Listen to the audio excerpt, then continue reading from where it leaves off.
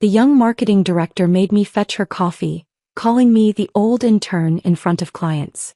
She'd assign me bathroom cleaning duties while her actual assistants got promotions. At the quarterly meeting, she announced I was being restructured out.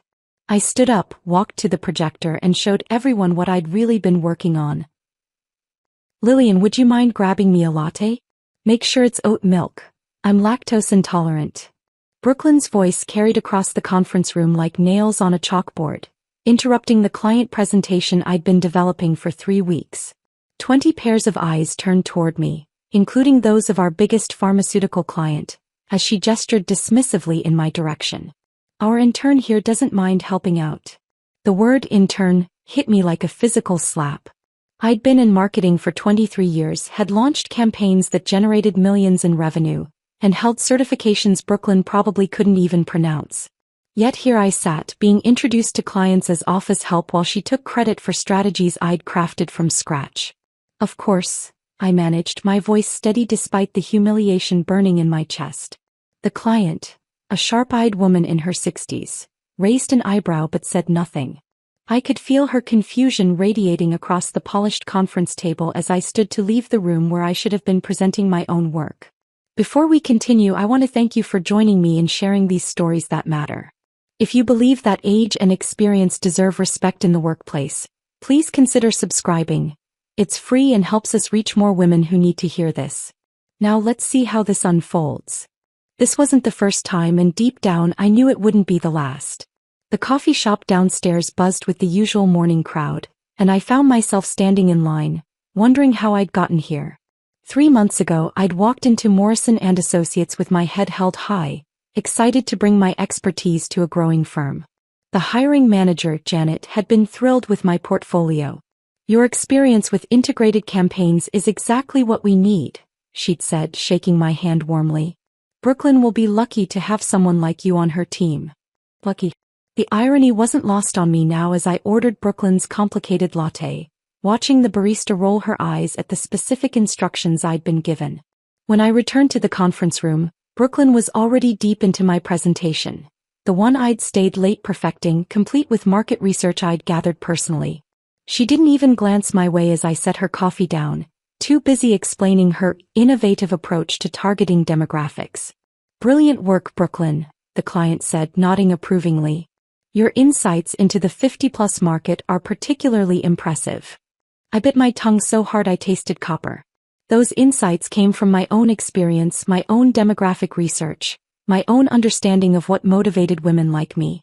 Brooklyn had simply copied and pasted my analysis into her slide deck, adding her name to the header. The pattern emerged slowly, like a photograph developing in a darkroom. First came the coffee runs. Always during important meetings, always with complicated orders that took just long enough to make me miss crucial discussions. Then the introductions began changing. In week 1, I was Lillian, our new marketing specialist. By week 3, I'd become Lillian, who helps us out with various projects. By month 2, I was simply our intern. The bathroom incident happened on a Tuesday that started like any other. I was reviewing campaign metrics when Brooklyn appeared at my desk, her signature fake smile plastered across her face. "Lillian, the executive restroom needs attention. The cleaning crew missed it yesterday." She placed a basket of supplies next to my keyboard with deliberate care. "You've got experience cleaning up messes, right?" The implication hung in the air like smoke. Around us, conversations stopped. Sarah, one of Brooklyn's assistants, suddenly became very interested in her computer screen. Marcus from the creative team cleared his throat and walked away quickly. Everyone knew what was happening, but no one dared intervene. I stared at the basket, rubber gloves, disinfectant, toilet bowl cleaner, and felt something crack inside my chest. This wasn't about cleanliness or helping out. This was about power, about putting me in my place, about making sure everyone knew exactly where I stood in Brooklyn's hierarchy. "Of course," I said again, the same phrase that had become my default response to her increasingly ridiculous demands. But this time as I picked up the basket I made a mental note. Date, time, witnesses present. This was going too far, and somewhere in the back of my mind a plan began forming. The bathroom was pristine. Clearly the cleaning crew hadn't missed anything.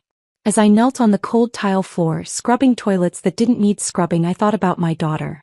Jessica worked as a software engineer in Seattle, commanding respect from colleagues half her age. What would she think if she could see me now? The woman who'd raised her to never let anyone diminish her worth was literally on her knees in an office bathroom, cleaning up messes that didn't exist. When I returned to my desk 40 minutes later, Brooklyn was holding court near the water cooler, regaling her assistants with stories about social media trends. Some people just can't adapt, she was saying loud enough for me to hear. They're stuck in the past thinking newspaper ads and radio spots still matter. It's actually kind of sad. Her assistant Emma giggled nervously. But experience counts for something, right? Brooklyn's laugh was sharp, cutting. Experience with outdated methods isn't really experience at all. It's more like institutional memory. Nice to have around for context, but not particularly useful for actual strategy. I settled back into my chair, my hands still smelling faintly of disinfectant despite thorough washing. Institutional memory. That's what 23 years of successful campaigns had been reduced to in Brooklyn's world. I opened my laptop and began typing. Not campaign copy or market analysis, but something else entirely. A document I titled Timeline of Events. Date, time, incident, witnesses present. The supply closet assignment came 3 weeks later, perfectly timed to coincide with the quarterly strategy session I'd been preparing for months. Brooklyn appeared at my desk with another fake smile, this one even more transparent than usual. Lillian, I need you to organize the supply closet today. It's a disaster and we have executives coming through next week. She paused, tilting her head with mock concern. I know you were planning to sit in on the strategy meeting, but honestly your time is better spent on practical tasks. The meeting will be pretty technical. Lots of digital analytics and platform optimization. Probably over your head anyway. The words hit like physical blows, each one carefully chosen to wound. Behind Brooklyn, I could see the conference room where my colleagues were gathering for the meeting I'd helped plan. Charts and graphs I'd created covered the walls. Strategies I'd developed filled the agenda. And I was being sent to organize office supplies like a receptionist from 1985. What about the Morrison account presentation? I asked, trying to keep my voice level. I've been developing that campaign for 6 weeks.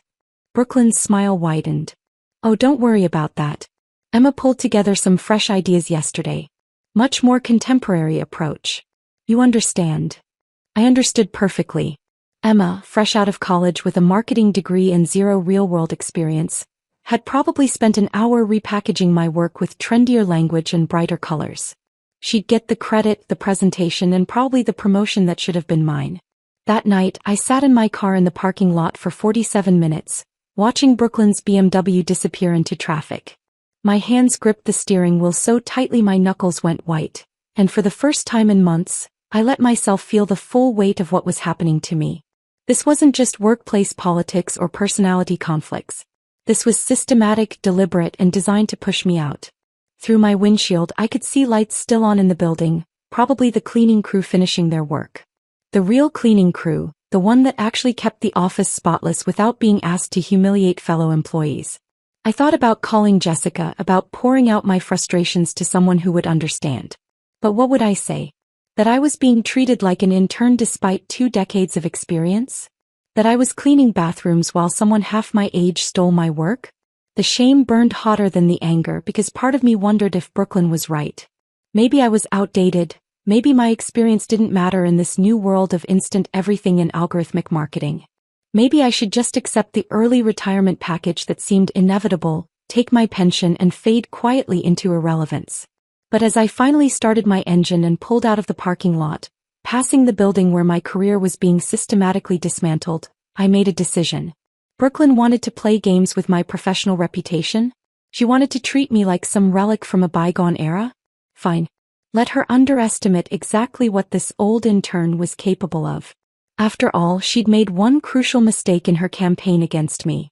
She'd assumed that someone with my experience hadn't learned a few things about strategy, documentation, and the art of war along the way. The next morning, I arrived at the office 30 minutes early, armed with a leather-bound notebook I'd picked up from the bookstore on my way home. The parking lot was nearly empty, just a few early birds like myself who preferred the quiet hours before the chaos began. I sat in my car for a moment, running my fingers over the smooth cover of what would become my secret weapon. Inside, I'd already written 3 entries from memory: the coffee incident, the bathroom assignment, and the supply closet humiliation. Each entry included the date, time, location, witnesses present, and Brooklyn's exact words when I could remember them. What surprised me was how easily the details came flooding back, as if my mind had been unconsciously cataloging every slight, every dismissive comment, every calculated insult. My first real break came during the Tuesday morning team meeting, when Brooklyn decided to share her thoughts about our new social media strategy. She was explaining something about authentic engagement when her phone buzzed with a text message. Without missing a beat, she glanced at it and smirked. "Speaking of authentic," she said, looking directly at me with that familiar cruel smile, "we need to make sure our content doesn't scream retirement home brochure. Our demographic research shows clients respond better to fresh, youthful perspectives. No offense, Lillian, but your generation's idea of cutting edge stopped somewhere around Facebook's early days." The room fell uncomfortably silent. Marcus shifted in his chair. Emma suddenly found her coffee cup fascinating. But I just smiled and nodded, my hand casually resting on my phone where the voice memo app was already recording. Brooklyn had no idea she'd just handed me golden evidence, complete with witnesses and a timestamp. "None taken," I replied calmly. Though I should mention I was actually developing integrated social campaigns when most of our team was still in middle school. Brooklyn's smile twitched, but she pressed on. "Experience with outdated platforms isn't really the same thing, though. We need people who understand TikTok psychology, Instagram algorithms, the whole ecosystem. It's probably best if you focus on more traditional tasks while we handle the digital innovation." I nodded again, still recording, still smiling. Each word was another nail in her professional coffin, though she was too arrogant to realize it. After the meeting, I transferred the audio file to my secure cloud storage and transcribed every word into my notebook. The pattern was becoming clearer with each documented incident. Brooklyn wasn't just being mean, she was systematically building a case for my irrelevance, creating a paper trail that would justify my eventual termination. But two could play that game. The breakthrough came 3 weeks later, when Sarah appeared at my desk after most of the office had cleared out for the day. She looked nervous, constantly glancing over her shoulder as if Brooklyn might materialize from the shadows. "Can I talk to you?" she whispered, her voice barely audible over the hum of the air conditioning. I minimized my computer screen. I'd been reviewing email threads where Brooklyn had reassigned my projects, and gave Sarah my full attention. At 26, she reminded me of my daughter, fresh-faced and idealistic, still believing that hard work and talent would naturally lead to success.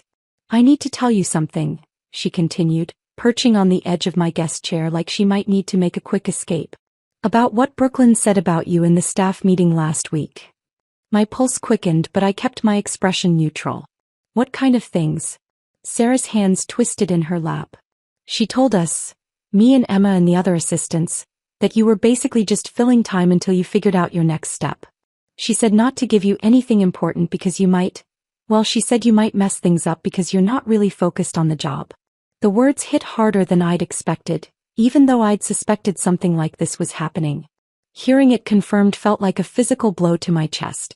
"She also said," Sarah continued, her voice getting smaller, "that clients prefer working with younger faces, and that we should gradually take over your client interactions. She made it sound like it was for your own good, like she was protecting you from embarrassing situations."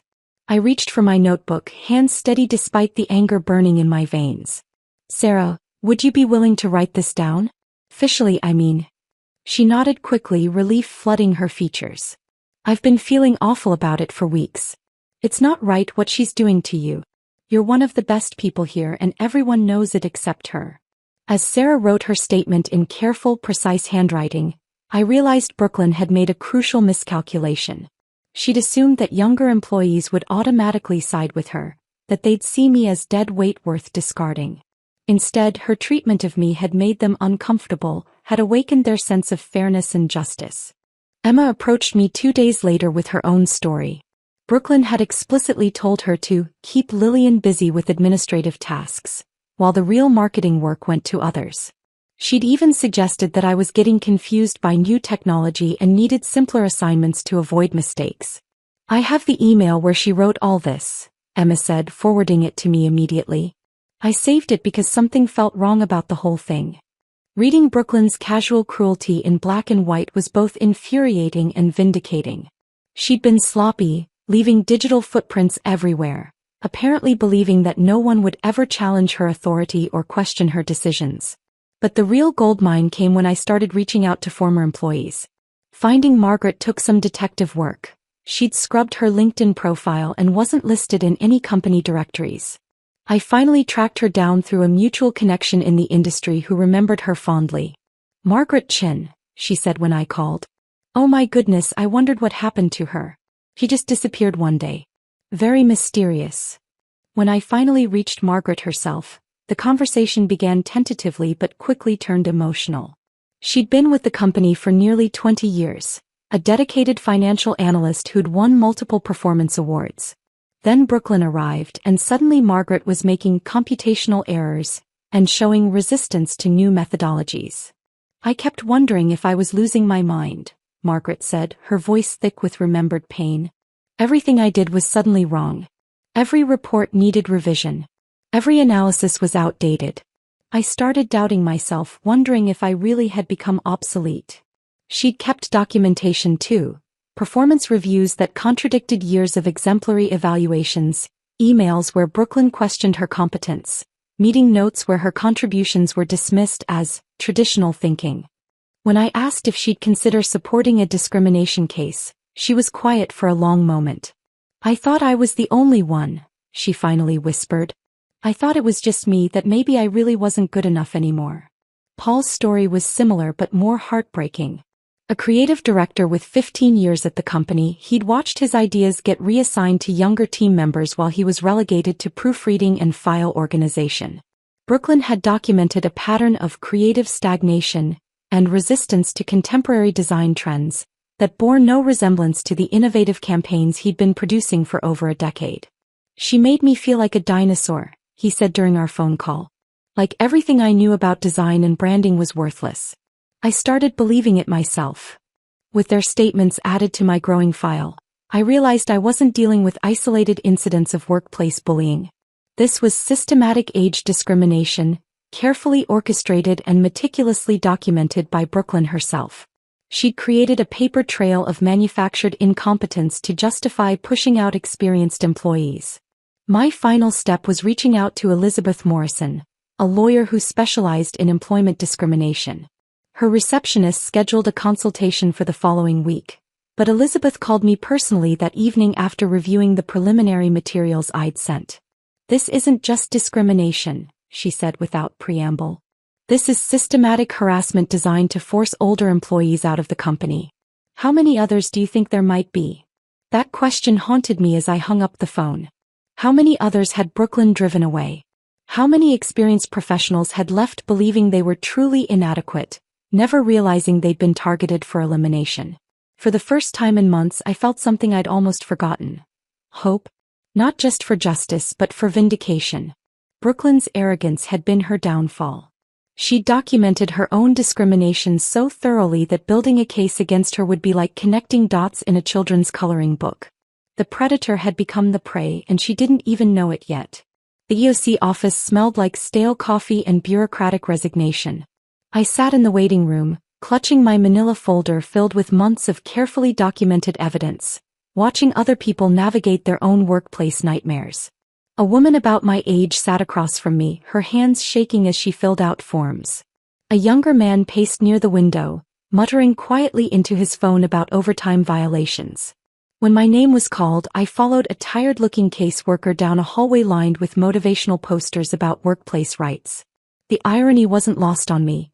Here I was, filing a discrimination complaint while Brooklyn was probably back at the office, blissfully unaware that her world was about to implode. "Mrs. Patterson," the caseworker said, settling behind her desk with my file. "I've reviewed your preliminary submission. This appears to be a textbook case of age discrimination with a pattern of systematic harassment."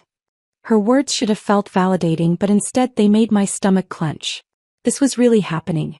I was crossing a line that couldn't be uncrossed, filing an official complaint that would set forces in motion I couldn't control. "What happens next?" I asked, my voice steadier than I felt. "We'll investigate, interview witnesses, review documentation." The process typically takes several months. He paused, studying my face. Are you prepared for potential retaliation? Employers sometimes escalate hostile behavior once they know a complaint has been filed. I almost laughed. Ma'am, the retaliation started months ago. At this point, I'm just making it official. That evening, Elizabeth Morrison called with an update on the parallel lawsuit we were preparing.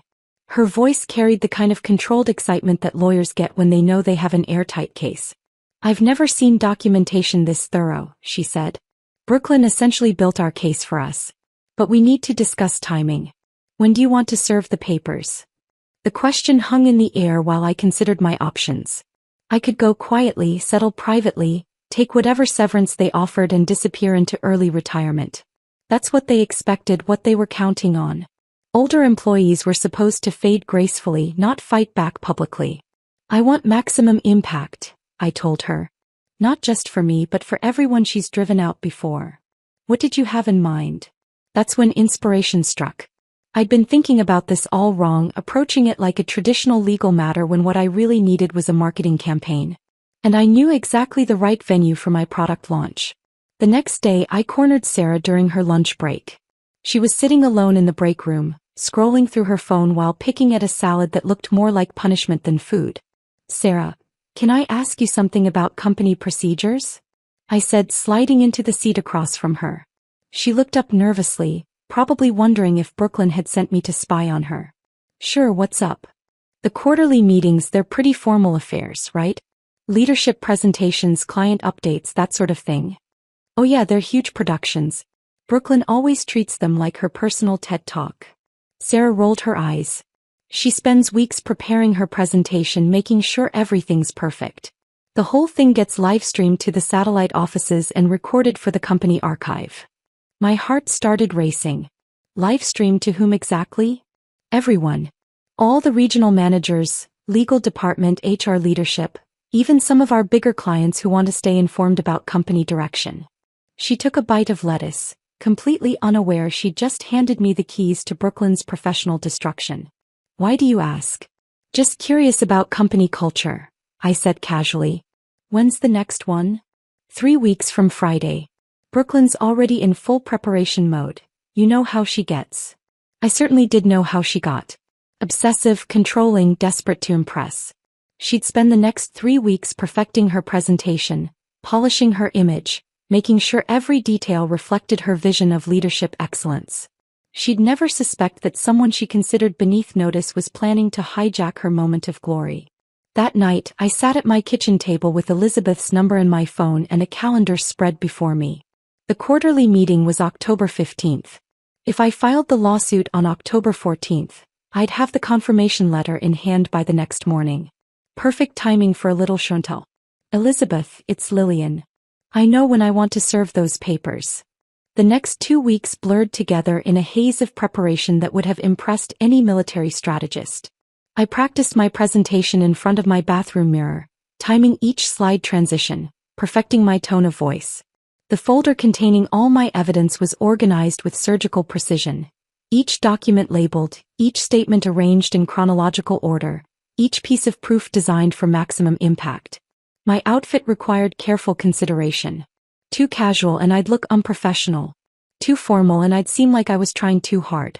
I settled on the navy blazer I'd worn when I won the Industry Achievement Award 5 years ago. Professional, confident, memorable. The kind of outfit that commanded attention and respect. But the real masterstroke came from an unexpected source. While researching our client list for potential witnesses, I discovered that one of our biggest accounts was Silverbridge Foundation, a nonprofit dedicated to senior citizens' rights and age discrimination advocacy. They'd been with the company for 3 years, representing nearly $800,000 in annual revenue. The irony was delicious. Brooklyn had been systematically discriminating against older employees while taking money from an organization dedicated to protecting exactly those people.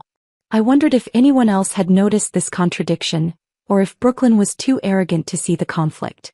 I called Silverbridge's executive director, Dr. Patricia Vance, and introduced myself as a Morrison & Associates employee with concerns about company practices.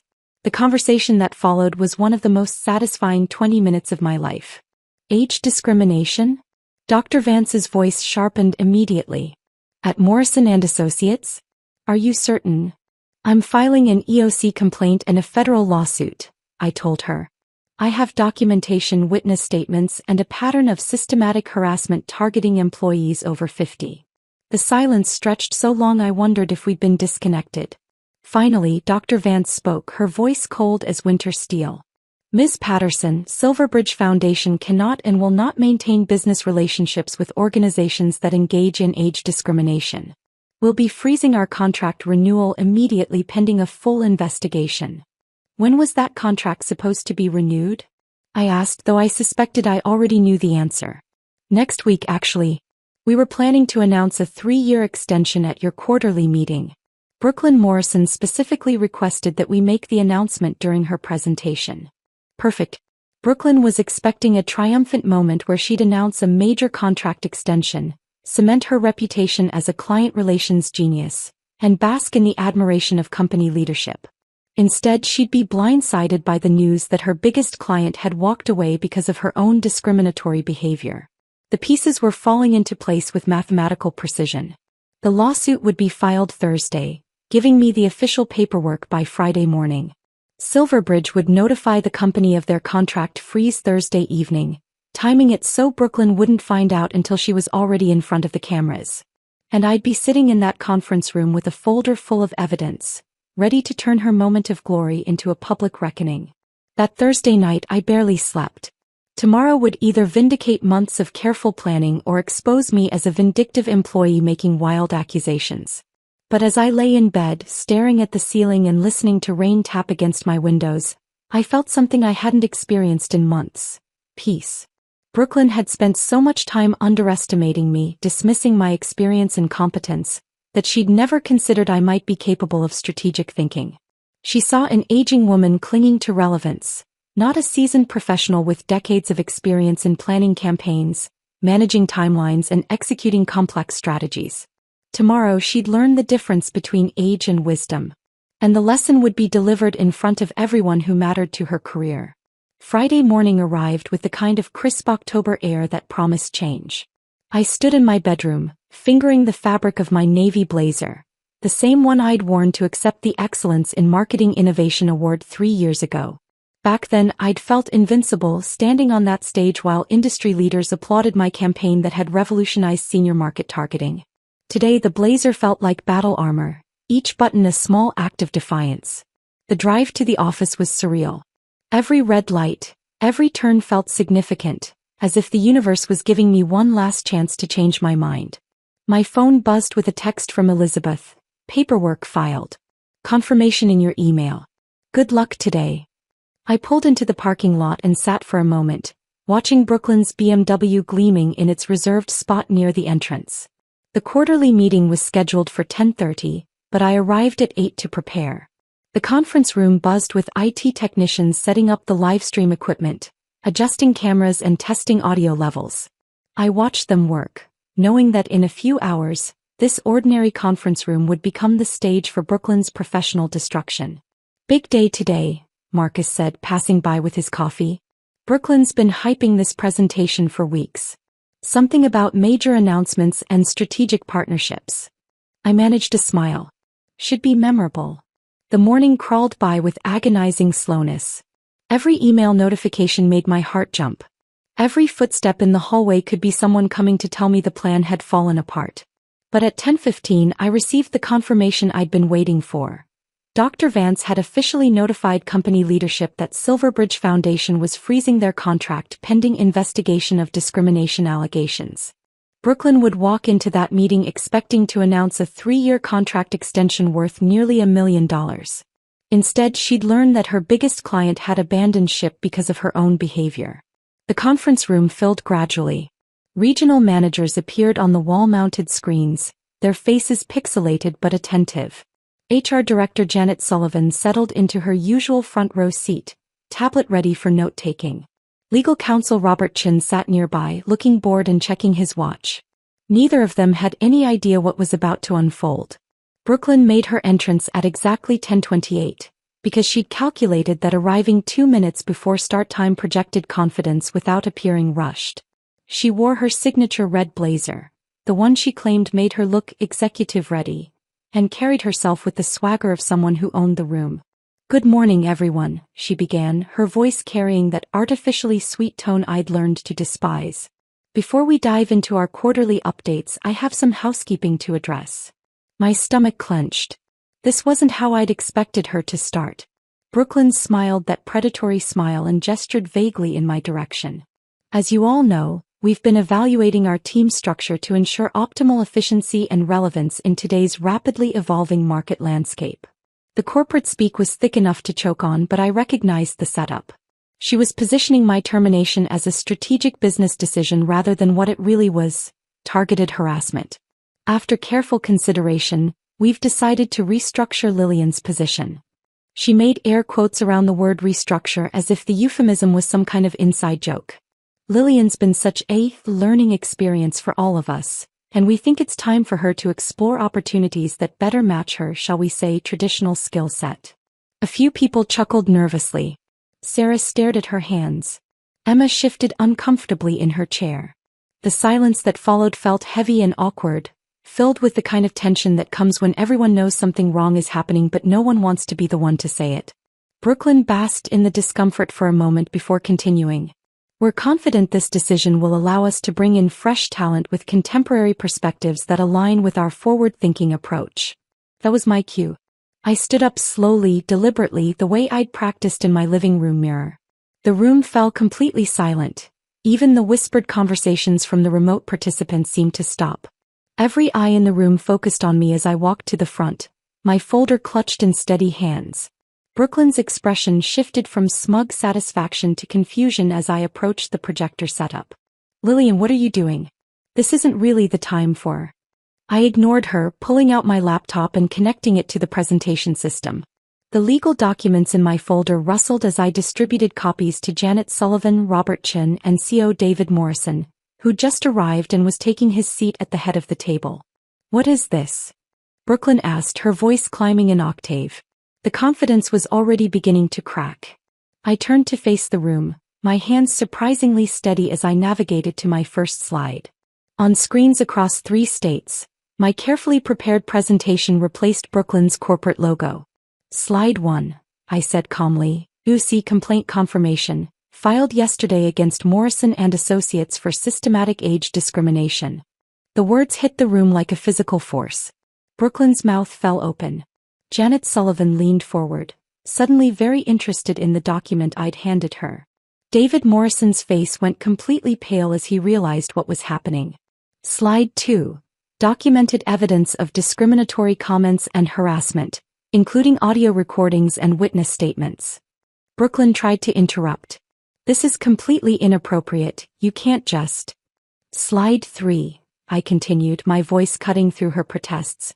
"Company handbook violations with specific policy citations." Each click of my presentation remote felt like firing a cannon.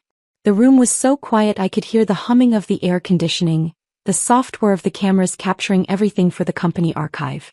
"Slide 4. Statements from former employees Margaret Chin and Paul Rodriguez, both over 50, both forced out under similar circumstances." Brooklyn finally found her voice. "This is highly inappropriate behavior during a professional meeting." "So is age discrimination," I replied, my voice steady and clear. For once, Brooklyn had no witty comeback, no dismissive gesture, no microphone to hide behind. "Slide 5, I said, advancing to my final slide. "Contract freeze notification from Silverbridge Foundation, effective immediately, pending investigation of discrimination allegations." The impact was instantaneous and devastating. David Morrison's face shifted from pale to gray as he processed the financial implications. Brooklyn's carefully constructed world crumbled in real time as she realized her moment of triumph had become her professional execution. "That's impossible," she whispered, but her voice cracked on the words. "Silverbridge is announcing their contract extension today. We have a 3-year deal worth..." I corrected. Past tense. Dr. Vance called yesterday to inform the company that they cannot maintain business relationships with organizations that engage in age discrimination. Brooklyn's face cycled through 3 different shades of red in 30 seconds. She looked frantically around the room, seeking support, allies, anyone who might rescue her from this nightmare. But the colleagues who'd laughed at her jokes about my age now stared at their laptops, suddenly fascinated by their screens. "This is a setup," she managed, her voice barely above a whisper. "This is vindictive and unprofessional and documented," I finished. "Every incident, every comment, every email. All admissible in court." Robert Chin cleared his throat and leaned toward David Morrison. "We need to suspend this meeting immediately and convene emergency legal review." But the damage was already done. Brooklyn Morrison, the woman who'd spent months systematically destroying my professional dignity, sat slumped in her chair like a deflated balloon. For the first time since I'd known her, she looked exactly what she was: small, powerless, and completely outmaneuvered by someone she'd consistently underestimated. The taste of victory was sweeter than I'd imagined. The silence that followed my presentation was unlike anything I'd ever experienced. It wasn't the quiet of a library or the hush of a church. It was the profound stillness that comes when the world shifts on its axis and everyone in the room realizes they've just witnessed something irreversible. David Morrison's hands trembled slightly as he set down the Silverbridge contract freeze letter. The paper seemed to weigh 1,000 pounds in his grip, each word representing not just lost revenue but a complete failure of leadership oversight. His eyes moved from the document to Brooklyn, then to me, then back to the document, as if he couldn't quite process how his Friday morning had transformed into a corporate nightmare. "Security," he said quietly, his voice barely audible over the humming of the livestream equipment that was still broadcasting our corporate meltdown to offices across 3 states. "Please escort Ms. Morrison to her office to collect her personal items." Brooklyn's head snapped up like she'd been slapped. "David, you can't seriously be. This is a misunderstanding, a vindictive employee making false accusations." "The recording devices captured everything, Brooklyn." Janet Sullivan's voice cut through the room with surgical precision. "Including your comments about clients preferring younger faces and your instructions to keep older employees busy with tasks that wouldn't mess anything up."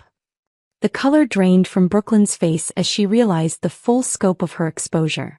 Every meeting she'd dominated, every dismissive comment she'd made, every age-related joke she'd shared.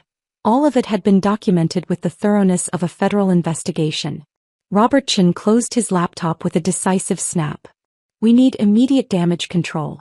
Legal review of all terminations in the past 18 months, particularly employees over 45. Full audit of management practices. And someone needs to call our insurance carrier about potential liability exposure."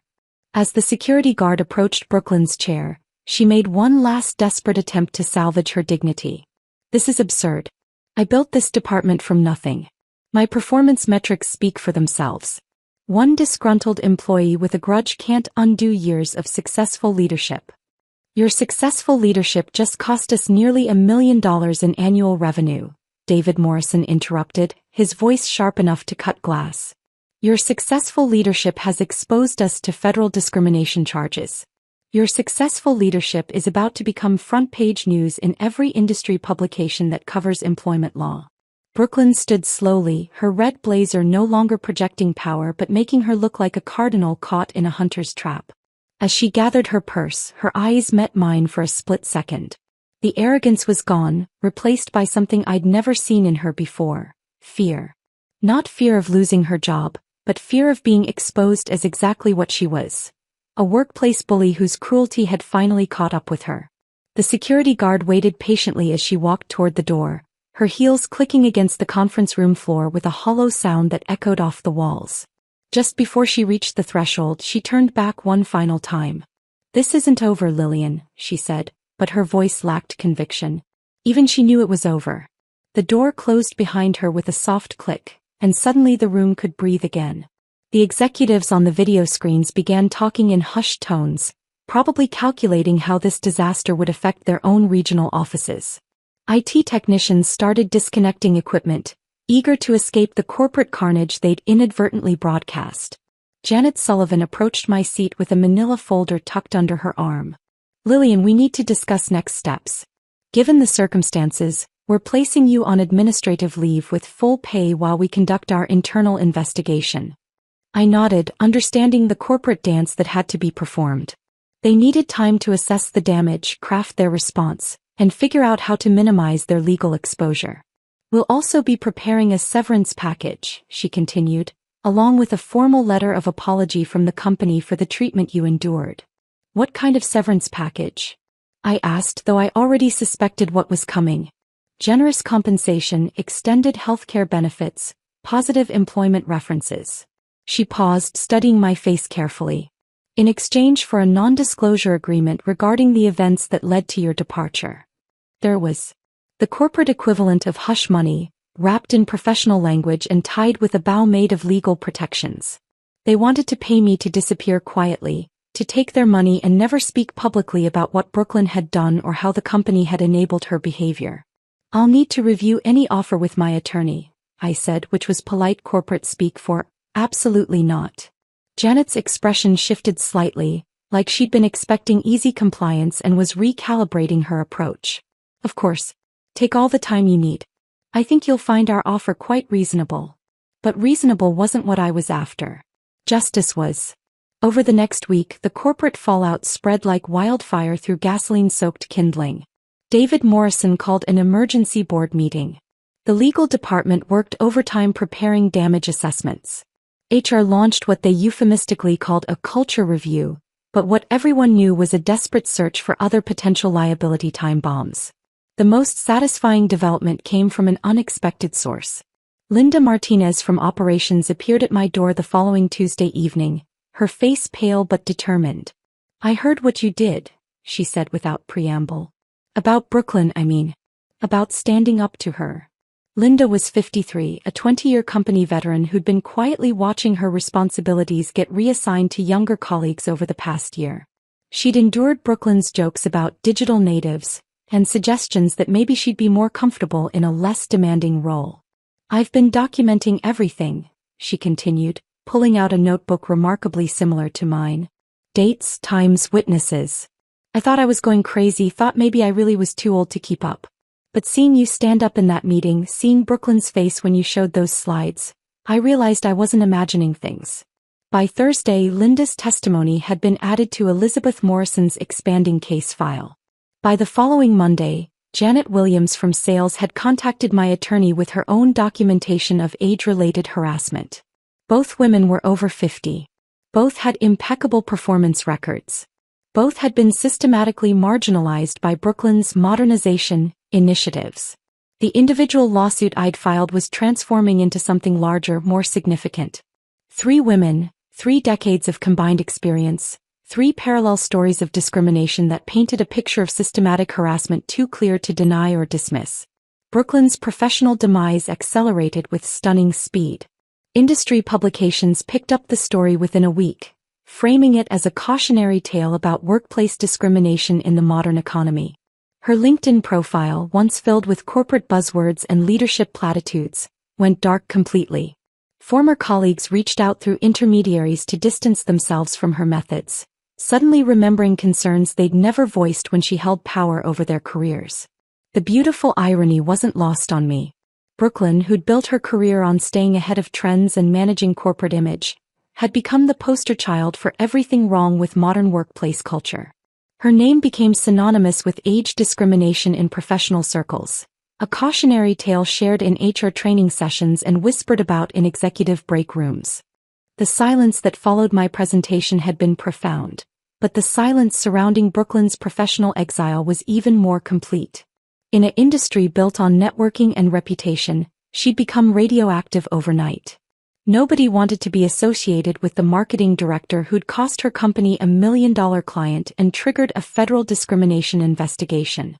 Sometimes the most devastating revenge isn't loud or dramatic. Sometimes it's simply watching someone's carefully constructed world collapse under the weight of their own actions, while everyone who once enabled them suddenly develops selective amnesia about ever knowing them at all. 3 months after rejecting Morrison & Associates' severance offer, I signed the lease on a small office space in downtown's Arts District. The building was a converted warehouse with exposed brick walls and windows that let in rivers of natural light, nothing like the sterile corporate environment I'd left behind. As I hung my marketing certifications on the wall next to my new business license, I felt something I hadn't experienced in years. genuine excitement about going to work. Patterson Professional Consulting wasn't born from a grand business plan or market research. It emerged from necessity, from the dozens of phone calls that started flooding in after word of my stand against Brooklyn spread through professional networks. Women I'd never met were reaching out, sharing stories that felt like echoes of my own experience. The first call came from Patricia, a 54-year-old finance director in Chicago whose new manager had started questioning her adaptability to modern accounting software, despite her 20 years of flawless performance. She'd read about my case in an industry newsletter and wanted to know if I thought she was overreacting. "I keep wondering if I'm being paranoid," she said, her voice shaking slightly. "Maybe I really am falling behind. Maybe he's right about my technical skills." Listening to her doubt herself, the same self-doubt Brooklyn had tried to plant in me, I realized my fight hadn't ended with that conference room presentation. It had just begun. "Patricia, when did this questioning of your skills start?" I asked, pulling out a fresh legal pad. "Right after my 54th birthday. He made a joke about it at the office party, said something about hoping I wasn't planning to retire anytime soon because training replacements was such a hassle." I started writing. Date, context, witnesses present. The same methodical documentation that had saved my career could save hers too. Within 6 weeks, I had 12 clients across 4 states. Each consultation began the same way, with a woman questioning her own competence, wondering if age had somehow diminished her professional value overnight. Each session ended with a detailed action plan, documentation strategies, legal resource contacts, and most importantly, a restored sense of personal worth. My breakthrough case came from an unexpected source. Dr. Susan Walsh, a renowned pediatric surgeon in Boston, contacted me about what she called a delicate situation at her hospital. At 57, she was being pressured to reduce her surgical schedule because younger doctors questioned whether her reflexes and stamina could handle complex procedures. "They're not saying I'm incompetent," she explained during our video consultation. "They're just suggesting I might be more comfortable in an advisory role. Less demanding, they say. More appropriate for someone at my stage of life." The language was different, but the pattern was identical. Systematic marginalization disguised as concern for the victim's well-being. Age discrimination wrapped in caring language and presented as professional development. Working with Dr. Walsh taught me something crucial about fighting these battles. Documentation was important, but understanding the psychology behind age discrimination was equally valuable. Managers like Brooklyn didn't wake up one morning deciding to target older employees. They were responding to deep-seated cultural biases about aging and relevance, biases that made their discrimination feel justified rather than cruel. 6 months into running my consulting practice, I received a call that made my chest tight with mixed emotions. Linda Martinez, my former colleague who joined the lawsuit against Morrison and Associates, was crying too hard to speak clearly at first. "Lillian, you need to see this," she finally managed. "The settlement. It's not just money. They're implementing actual policy changes. Mandatory bias training for all managers. New oversight procedures for performance reviews.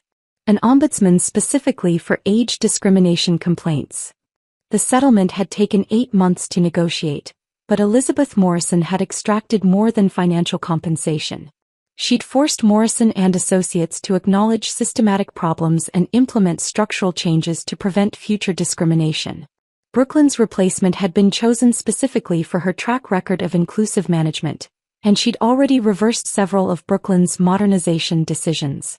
3 women who were about to be forced out have been reinstated, Linda continued, with back pay and formal apologies. And get this, they've hired 2 new consultants, both over 50, to help rebuild the department's institutional knowledge. Institutional knowledge. The same phrase Brooklyn had used dismissively was now recognized as valuable corporate asset worth protecting and leveraging. But perhaps the most satisfying update came through an entirely different channel. Marcus, my former colleague from the creative department, invited me for coffee 6 months after my dramatic exit. We met at a trendy cafe downtown, the kind of place Brooklyn would have loved. Exposed Edison bulbs, reclaimed wood tables, baristas with carefully cultivated stubble. "I have to tell you something," Marcus said, stirring sugar into his espresso with nervous energy. "About Brooklyn." I waited, not sure I wanted to hear whatever was coming next. "She's working freelance now. Small clients, mostly startups that can't afford established agencies. I saw her at Starbucks last week, laptop open, working alone. He paused, studying my face for a reaction. She looked diminished, like someone who'd lost something essential and couldn't figure out how to get it back. I waited for the surge of satisfaction, the vindictive pleasure that should accompany news of your former tormentor's professional decline. Instead, I felt something unexpected, a quiet sense of completion, like a book closing after the final chapter. How do you feel about that? Marcus asked, clearly expecting some form of celebration. Settled, I said, surprising myself with the word. Like the universe found its balance again. Justice doesn't always feel triumphant. Sometimes it just feels necessary, like gravity or sunrise. Natural consequences following inevitable laws. These days, I drive past the Morrison and Associates building occasionally, usually when I'm heading to client meetings in that part of the city. The structure looks smaller somehow, less imposing than it did when I worked there. Through the conference room windows, I can see people in meetings, presentations happening, careers being built and challenged and defended. I think about the women still working inside those walls, wondering if they feel safer now, if the policy changes have created real cultural shifts or just better hidden biases. Change in corporate environments moves slowly, like shifting continental plates. Imperceptible day to day but massive over time. My reflection in those windows shows someone I recognize but hadn't seen in years. A professional woman who commands respect through competence rather than demanding it through fear. Someone who understands that true power comes from lifting others up, not pushing them down. Sometimes the best revenge isn't dramatic confrontation or public humiliation. Sometimes it's simply building something better from the ashes of what tried to destroy you, then helping others do the same. Brooklyn may have tried to write my ending, but I chose when to turn the page, and the new chapter turned out to be the best one yet. If this story of workplace justice had you cheering from your seat, press that like button right now. My favorite part was when Lillian calmly walked to that projector and Brooklyn's face went from smug to horrified in seconds. What was your favorite moment?